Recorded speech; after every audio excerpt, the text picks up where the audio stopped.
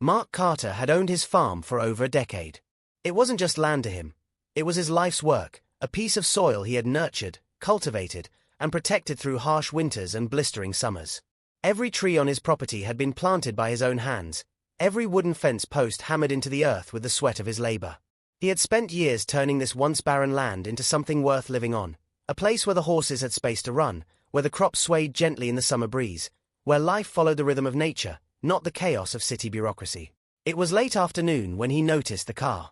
He had been out by the barn stacking hay bales for the coming season when a glint of sunlight reflecting off a windshield caught his eye. He straightened up, wiped the sweat from his brow, and narrowed his eyes at the sight of a dark blue SUV parked right in the middle of his freshly tilled soil. The tires had sunk slightly into the soft earth, leaving deep impressions in the carefully plowed rows where he had planned to plant corn in the coming weeks. A frown crept across Mark's face. This wasn't the first time strangers had mistaken his farm for some sort of public parking lot, but it was the first time someone had parked so blatantly right on his field, as if they had every right to be there. Taking a deep breath, Mark approached with slow, deliberate steps, making sure the driver could hear his boots crunching against the gravel. "Excuse me, sir," he said, keeping his tone as neutral as possible. "This is private property." The man inside the vehicle barely glanced up from his phone and waved dismissively. Yeah, I know. "I'll just be a minute," he replied, clearly unfazed. Mark's eyebrows lifted slightly. "I don't think you understand. This is my land. You can't park here," he said. The man finally looked up, his expression betraying annoyance as he took in Mark's worn jeans and dust-covered boots, the sun-creased lines on his face from years of outdoor labor. The driver's sprightly disposition faded upon seeing Mark's weathered silhouette. "Oh, come on," the man sighed, exasperation dripping from his voice. "It's just dirt. What's the big deal? I'm visiting my friend down the road, and all the street parking is full. Your field is empty. It's not like I'm hurting anything." Mark exhaled slowly, commanding the patience he had built over years of farming. "It's not empty. It's tilled for planting. Your tires are sinking into the soil, and that will ruin all my work. Not to mention, it's private property. You wouldn't park on someone's front lawn just because you couldn't find a spot on the street, would you?" The man scoffed, crossing his arms defiantly. "That's different. A front lawn is part of someone's house. This is just an empty lot. It's not like you're using it right now." Mark felt anger boiling just below the surface. "It doesn't matter if I'm using it or not," he replied, his voice now carrying an edge. "It's mine, and I'm asking you to move your car." Fine. I'll just call the cops then," he declared, pulling out his phone. Mark rolled his eyes, half expecting him to follow through on the threat. "Go ahead," he said, folding his arms across his chest. "I'm not backing down." As the man dialed 911, Mark listened to his exaggerated description of the situation, his voice packed with fake urgency. "Yes, hello? I'm being threatened by a man who won't let me park on his property. He's acting aggressive, and I feel unsafe. Can you send someone right away?" Mark could barely suppress a chuckle as disbelief washed over him. He'd seen this kind of entitlement before. He knew how this would end. All he had to do was remain calm and explain the situation. Minutes later, the sound of sirens broke the stillness. The man perked up, straightening his posture, and a smug smile spread across his face, clearly ready to play the victim. A black and white sheriff's vehicle pulled up along the dirt road bordering Mark's property, tires kicking up dust as it arrived. Two uniformed deputies stepped out. One, a taller man with a neatly trimmed mustache, looked at Mark with weary eyes. The other, a shorter, stockier officer, took in the scene with a mixture of skepticism and annoyance. "Officers! Thank God you're here!" the man exclaimed, practically rushing over. "This guy is harassing me. He's threatening to tow my car just because I parked here for a little while." The deputies exchanged glances, clearly unimpressed as Mark stood his ground. "Sir," the mustached deputy said, turning to Mark, "can you clarify the situation?" Mark took a deep breath, willing himself to remain patient. "This is my farm. He parked in the middle of my tilled land without permission. I've asked him to move, but he refuses." The shorter deputy looked at the man in disbelief. "Is this his property?" "Of course, that doesn't matter," he said, dismissing the officer. "It's an open field. It's not like he's living on this exact patch of dirt. Why should he have all this land anyway?" The mustached deputy chuckled lightly. "Because, sir, private property laws exist. If this is his land, He has the right to ask you to leave. The man's face twisted as the realization sank in. But he wasn't nice about it. He was rude and aggressive. Mark nodded knowingly. Yeah, unsafe from what? A farmer asking you to respect his land.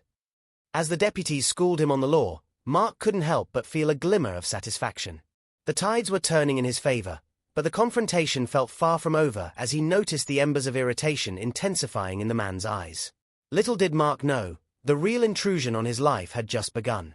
The confrontation felt far from over as Mark noticed the embers of irritation intensifying in the man's eyes.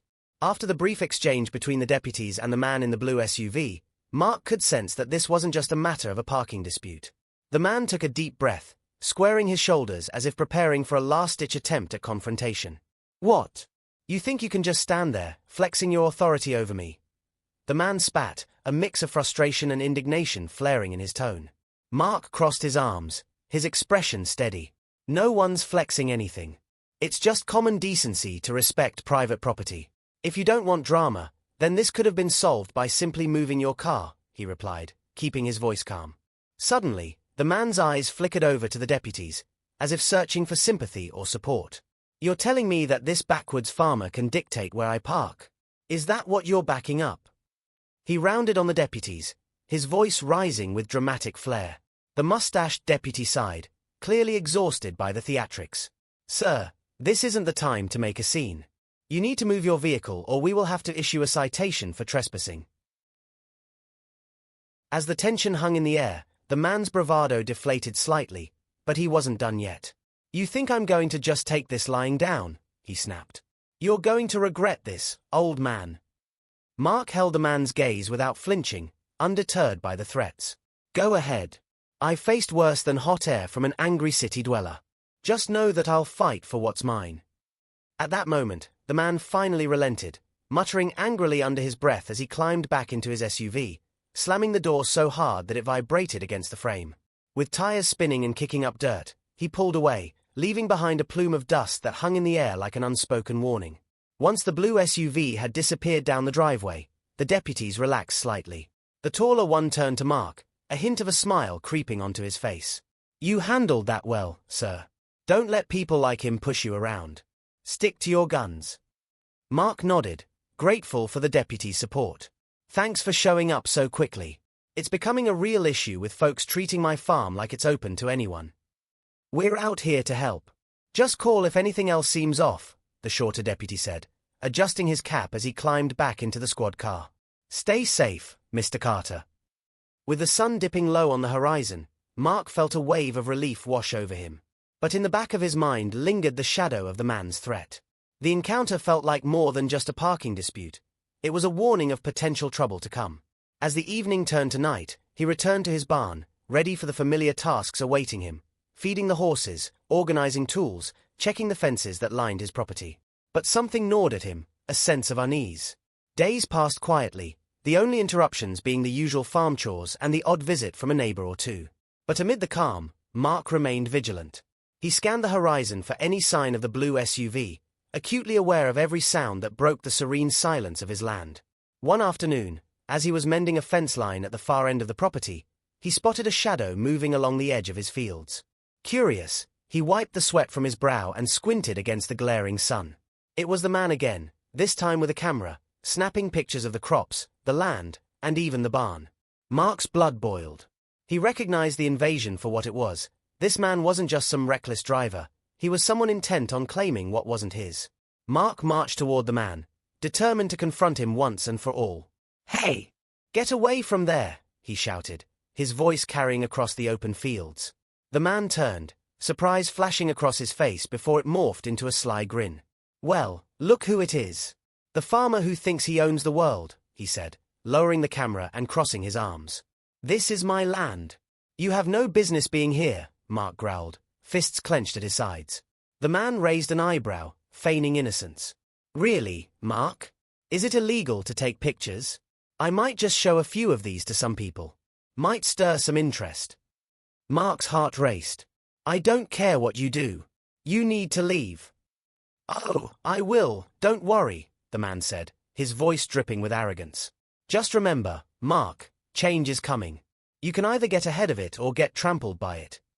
With that, he turned and sauntered back to his vehicle, the unsettling feeling of unease sinking its teeth deeper into Mark. The threat wasn't just an empty boast but a clear signal that this man wasn't going to give up easily. Whatever agenda he had, Mark wasn't going to let it unfold without a fight. As the sun set, painting the sky with hues of orange and purple, Mark stood at the edge of his property, the weight of the confrontation heavy in the evening air. He knew he wouldn't be able to ignore this looming threat. This fight wasn't over. It was only just beginning. This fight wasn't over. It was only just beginning. Mark Carter stood at the edge of his land, two emotions battling within him, the fierce resolve to protect what was his and a rising anxiety over the implications of the man's words. Change is coming echoed in his mind, taunting him. He would need to strategize, to find a way to safeguard his family's legacy. The farm had been in his family for generations, a haven built on hard work, determination, and love. He couldn't let someone like that man, who treated the land with such indifference, take any of it away from him. In the following weeks, Mark kept a watchful eye on his property. Every morning, he woke up earlier, patrolling the fields and even setting up a makeshift lookout spot near the barn. He couldn't shake the feeling that the man would return. Each time he noticed a cloud of dust kicking up on the dirt road, his heart would race, bracing for what might come next. One crisp morning, just as the sun began to rise, illuminating the horizon with a golden hue, Mark spotted a flicker of movement near the tree line bordering his property. His instincts kicked in, prompting him to grab his old binoculars from the barn and take a closer look. Adjusting the lenses, he honed in on the figure lurking just out of reach of his land. To his disbelief, it was the man from the blue SUV, but this time he wasn't alone. A group of people, 3 men and a woman, were flanking him, all dressed casually but exuding an air of purpose. They moved methodically, equipment in hand. Mark narrowed his eyes, realizing they were setting up cameras and equipment near the boundary line, right where the fields met the woods. "What the hell are they doing?" he murmured to himself, his heart pounding. Without hesitation, he threw on a flannel shirt and boots, ready to confront them once again. As he approached, the man spotted him, a sly grin breaking across his face. "Look who it is. The farmer who thinks he can keep the world out. What are you doing on my land?" Mark demanded, each word heavy with restrained anger as he closed the distance. The man gestured to the others, who had now turned their cameras toward the fields. "We're working on a project, Mark. You know, showcasing the beauty of rural life. This land is actually quite picturesque. I thought you'd appreciate the exposure." "Exposure?" Mark spat, incredulity seeping into his voice. "You can't just show up here whenever you feel like it. This is private property. Get off my land, or I'll call the sheriff." "Oh, come on," the man scoffed, his bravado unwavering. "Life's too short to play by someone else's rules, don't you think? This could be good for you as well. Think about it. People would come to see this lovely farm of yours. You could cater to tourists, sell produce, open a petting zoo." Mark scoffed in disbelief. "And sacrifice my peace for your selfish ambitions? Not a chance." The woman in the group, who had been silently observing, stepped forward. "We're willing to compensate you for the rights to shoot here. It could be mutually beneficial, Mark. We want to promote sustainable farming practices, and your farm is a perfect example." Mark shook his head firmly. "I'm not interested in whatever scheme you're concocting. If you don't leave immediately, I will call the law." "Suit yourself," the woman replied, her tone slipping into something more condescending. "But this is a missed opportunity. Just remember, when you choose to keep the walls up, you also keep out the possibilities." Frustration surged through him, but Mark wouldn't let their manipulative tactics shake him. "You need to go," he asserted, fists clenched, and this time the firmness in his voice prompted the others to shift uncomfortably. The man, clearly frustrated but determined to keep his bravado, took a step back, signaling his group to follow suit. Fine. We're leaving. But don't say I didn't warn you. Opportunities are knocking, Mark. It's your choice whether to answer or not." As they gathered their equipment, Mark stood his ground, watching them closely until they finally retreated past the boundary line. The man shot him one last, enigmatic grin before turning back toward the road, the group fading into the distance like a bad dream. Left alone with the quiet of his farm, Mark felt an overwhelming mix of relief and concern. He knew this wouldn't be the end of it. They'd come back, likely with more people, more aggressive tactics. He couldn't afford to be complacent. That evening, after tending to the animals, he made a decision. He would enlist help. He grabbed his phone and began scrolling through his contacts, looking for someone who understood not just the importance of his land, but the intricacies of protecting it. He needed to talk to Alice Hughes, a longtime friend and local lawyer who had helped many farmers in their disputes. If those intruders weren't going to back down, then he would ensure he was ready for battle. As the sun sank low, casting shadows over the fields, Mark dialed Alice's number. He could feel the weight of what lay ahead pressing on his shoulders. Whatever changes were coming, he wouldn't face them alone.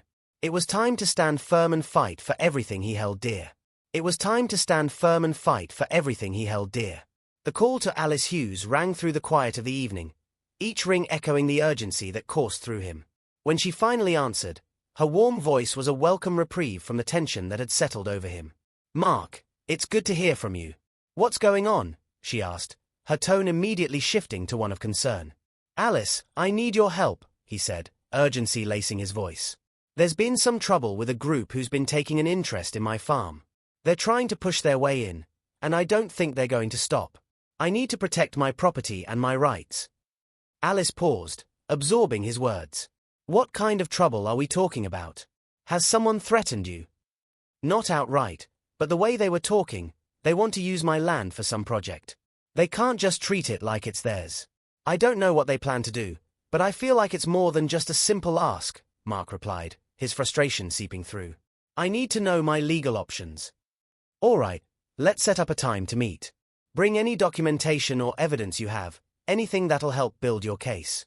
We'll figure out what we can do," Alice assured him, her voice steady and professional, but with a hint of warmth.